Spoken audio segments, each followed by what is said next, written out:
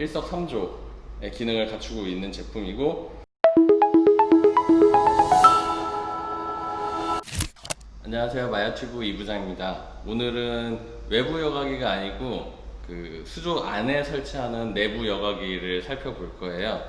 내부 여과기 중에 가장 기본적인 픽업 여과기를 살펴볼 거거든요. 먼저 제품 라인을 설명드릴게요. 픽업 45, 픽업 67, 픽업 160 이렇게 세 가지 종류가 있어요. 이 위로 이제 아쿠아볼하고 바이오 파워도 있는데, 오늘은 픽업에 대해서만 먼저 볼 거예요. 그리고 오늘은 저희가 2010을 까볼 건데요.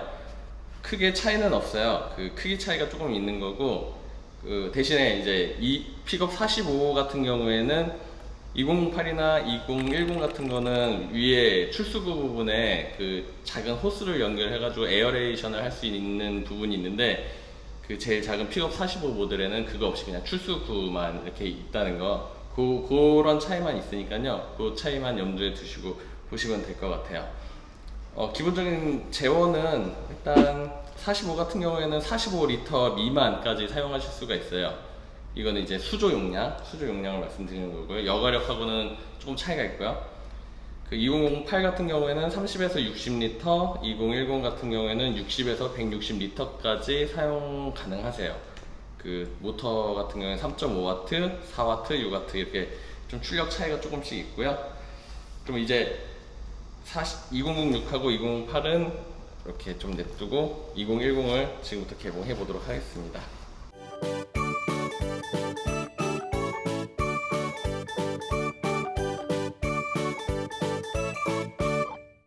제품 안에 들어있는 구성물은 이렇게 돼 있어요. 좀 단촐한데, 먼저 이 제품 보증서가 있고요. 그리고 여기 제품 설명서가 있고요. 여기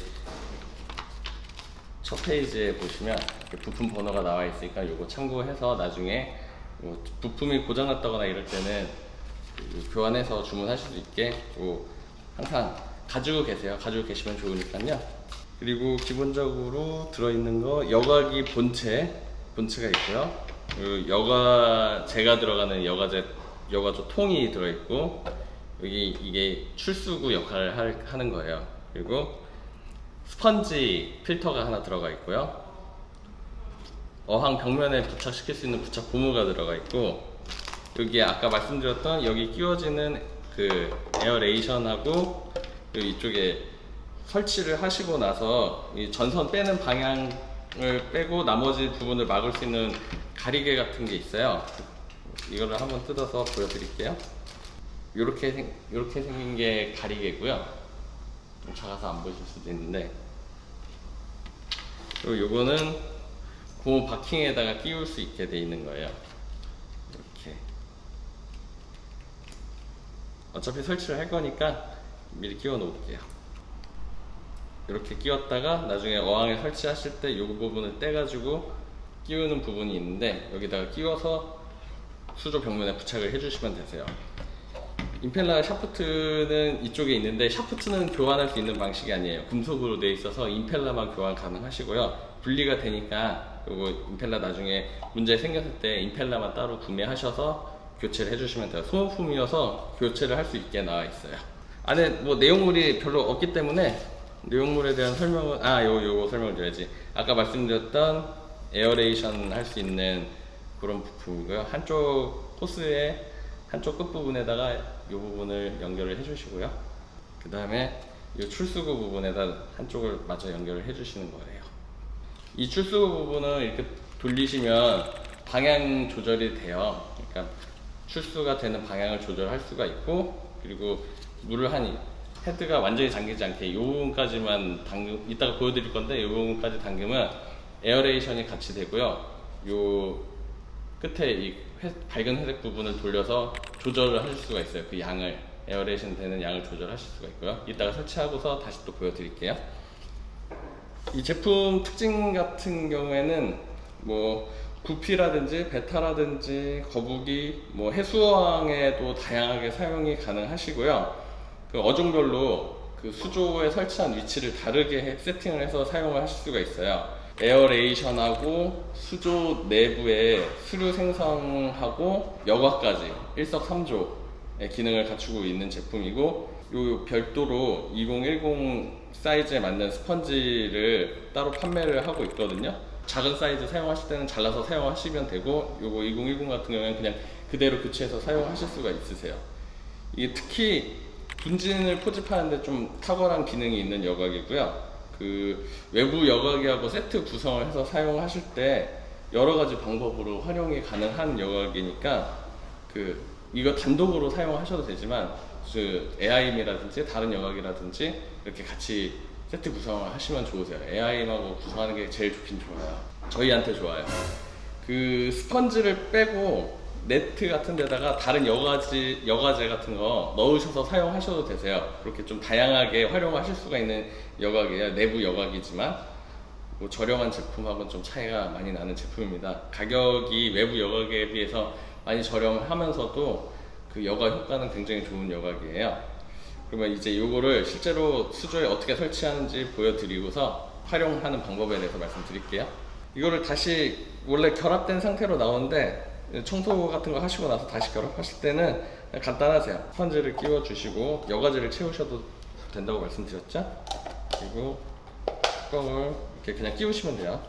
끼우시고 슬라이드 방식으로 이렇게 밀어서 결합을 시켜주시면 되세요. 이쪽에서 물이 새어나오는 경우가 있으니까 단단하게 잘 결합을 시켜주시고요. 여기 이런 데서 물이 새지 않게 그러시고, 이 가림막을 이따가 설치하고 나서 뭐 이렇게 전선을 위로 뺄 수도 있고, 위로 빼게 되면 이 양쪽에다가 막아주시면 되고요. 이렇게 옆으로 뺄 수도 있고, 옆으로 빼게 되면 이쪽으로 빼시든 이쪽으로 빼시든 여기랑 여기 두 부분 막아주시면 돼요. 안 막으셔도 기능상 사용하시는 데는 아무런 지장은 없으세요. 그 다음에 부착 고무 설치하시고 뒤처리는 직접 하세요. 그러셔야지 비싼 여각이 사도 욕을 덜 먹어요. 그냥 끼워 주시기만 하시면 되세요. 저는 일단 이따가 해도 되는데 선을 위로 뺄 거라서 양 옆에 이렇게 막을게요. 막는 걸 보여드리려고.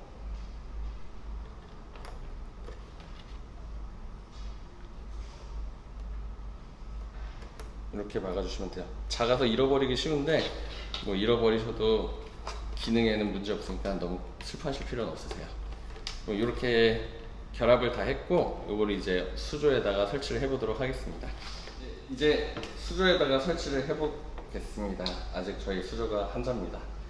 그 다른 거는 뭐 되게 뭐 출수구 입출수구 뭐 외부 여기 같은 건 그런 게 좀 있는데, 이거는 그냥 부착만 시키시면 돼요. 그리고 외부 여과기 같은 경우에는 설치하실 때 마중물을 잡다 보면은 수조에 물이 빠져나가기 때문에 물 보충을 해주셔야 되는데, 이건 내부 여과기라서 딱히 물 보충을 해주실 필요도 없어요.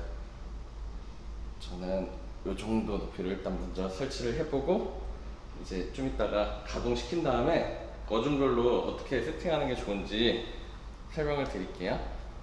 이 상태에서 그냥 전원 꽂아 주시고요. 간단해요. 마중물을 잡을 필요도 없어요. 전원을 넣어주시면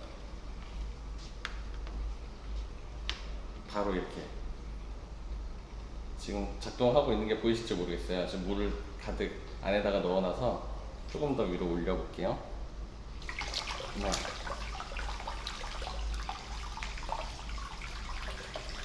이 부분이 드러나면 물만 이렇게 나오고요. 이 부분을, 이 출수구 부분 넣기 전에 출수구 부분을 이렇게 돌리셔서 다이얼처럼 이 출수 노브를 돌리시면 방향이 전환이 돼요.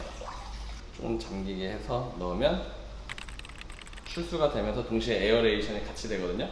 이 끝부분에 이 빠져나온 빨대, 이것까지 안에 다 물에 잠기게 하시는 거 아니고요.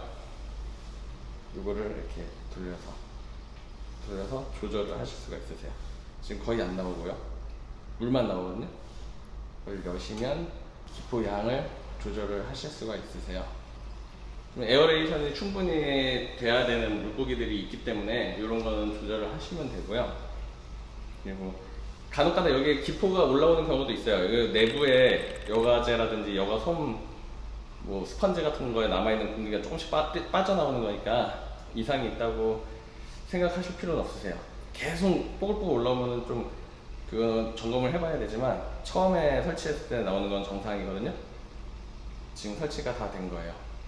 이 상태로 사용을 하시면 되죠. 그냥 이 상태로 그대로 좀 더 응용할 수 있는 방법, 바브라든지 카라신유 같은 좀 에어레이션이 풍부하고 수류가 강한 어종을 키우실 때는 보통 집에서 사용하실 때 이렇게 한 자짜리 어항을 사용하시진 않으실 거예요. 2자 정도 쓰시고 외부 여각이랑 같이 쓰실 텐데 요거만 쓰셔도 되긴 하지만, 그럴 경우에는 이제 외부 여각기의 출수가 이쪽 방향에서 되고 있다라고 하면, 제 손 방향에서 출수가 되고 있다고 하면 마주복에 설치를 해주시면 돼요.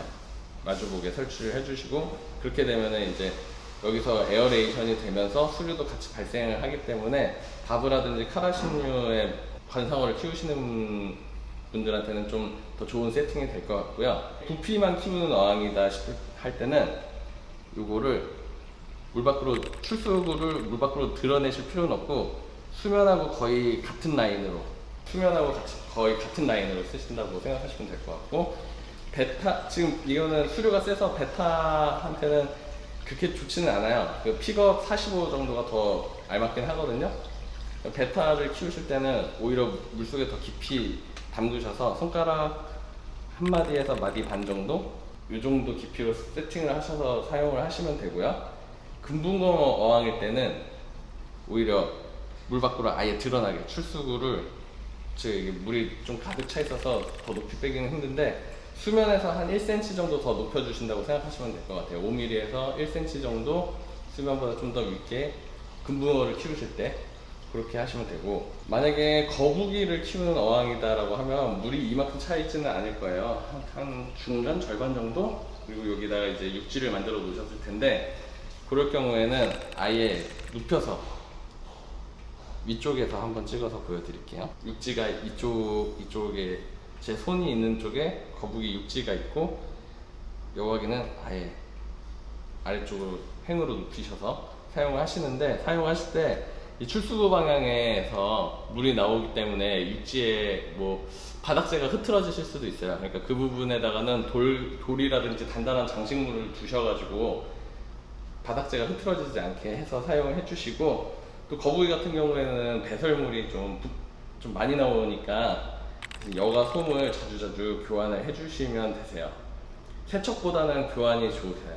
간단하게 사용하실 수 있는 여가지입니다. 초보자한테도 좋고요. 작은 어항을 키우시는 초보자 분들이 이렇게 좀 가격 부담을 덜어내고 싶으실 때 일단은 내부 여가기부터 천천히 시작을 해보시고, 대신에 이제 여가력의 한계는 있으니까 개체수 조절을 좀 해주시면서 그렇게 같이 사용을 하시면 될 것 같아요. 에아임의 다른 내부 여가기도 마찬가지로 단일 제품으로 사용을 하시더라도 성능이 물론 뛰어난데, 에아임의 다른 제품하고 서로 더 좋은 시너지 효과를 낼 수 있는 가치가 있는 제품들이에요.